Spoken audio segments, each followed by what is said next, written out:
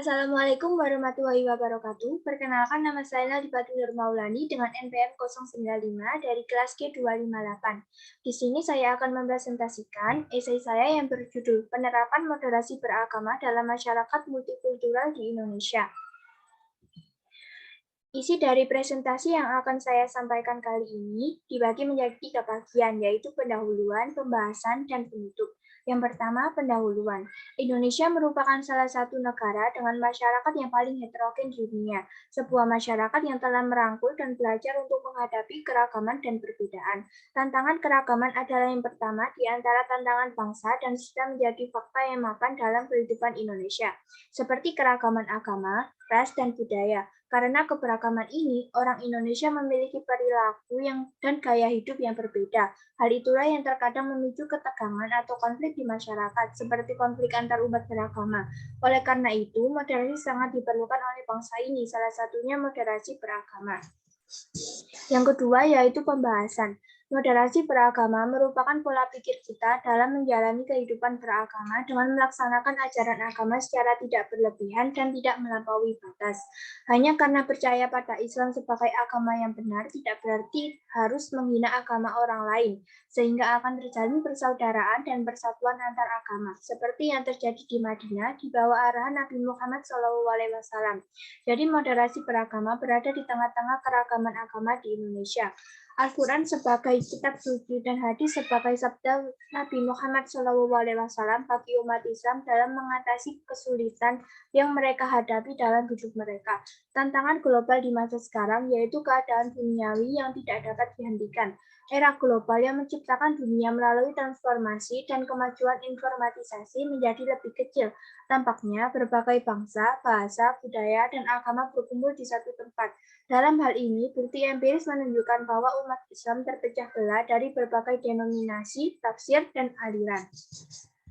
Masing-masing terlibat dalam perang saudara seperti yang pernah terjadi di Timur Tengah.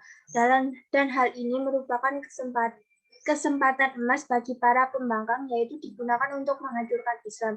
Dan apa yang diamati sekarang, Islam radikal, Islam teroris, Islam fundamental selalu menjadi takar di bahu. Kondisi di atas sulit dihentikan dan diatasi karena pemahaman umat Islam sekarang. Ajaran agamanya tidak proporsional, tidak tepat, lemah, parsial, fanatisme, memiliki agama lain, dan tidak saling percaya. Sumber kitab suci Islam menunjukkan betapa indahnya hidup seperti yang terlihat dalam beberapa ayat Al-Quran dan hadis yang tercantum untuk keharmonisan, kedamaian, serta kemakmuran. Yang pertama, Al-Quran Surah Al-Hujurat ayat 13 dan Ar-Ra'd ayat 3 membuat janji-janji khusus. Berdoalah agar umat Islam dapat makmur dalam harmoni dan hidup berdampingan secara damai. Jika kita bisa memperbanyak dan memahami nilai keseimbangan hidup dan moderasi beragama dalam Al-Quran dengan suku dan agama lain. Yang kedua, yaitu surat An-Nisa ayat 58, menasihati manusia untuk menjadi orang benar. Orang yang adil merupakan bagian tengah seperti anak timbangan. Hal terbaik yang harus dilakukan adalah menjadi umat yang seimbang. Demikian pula halnya dengan moderat beragama. Berupa akhlak, Al-Quran menekankan keseimbangan moral dan istiqomah di depan semua orang dalam semua bentuk godaan. Berbagai bentuk kearifan lokal agama dicontohkan oleh pengalaman lokal Sumatera Barat, adat Basan di Syarak atau ABS, Syarak Basan di Kitabul SPK, Syarak Mangatu adat memakai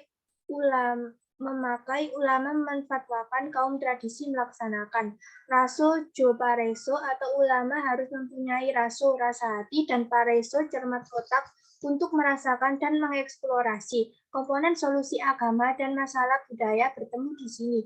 Jadi Tanah Minang sudah tidak ada lagi masalah antara Islam dan adat. Kearifan lokal inilah yang mengimbangi ketegangan agama. Yang terakhir yaitu penutup. Dalam menjalani kehidupan yang multikultural diperlukan sikap saling menghargai dan toleransi antara satu sama lain, seperti sikap moderasi beragama yang sangat diperlukan dalam menghadapi perbedaan agama yang sangat sering dijumpai di Indonesia. Dalam Al-Quran dan hadis pun sudah tertera bahwa kita diperintahkan untuk memiliki sikap moderasi beragama, yaitu dalam bentuk pengakuan kehadiran orang lain, sikap toleran, menghargai perbedaan, dan jangan memaksakan kehendak Anda dengan cara yang berupa kekerasan. Sekian presentasi dari saya. Bila ada kurang lebihnya, saya mohon maaf yang sebesar-besarnya. Sekian, wassalamualaikum warahmatullahi wabarakatuh.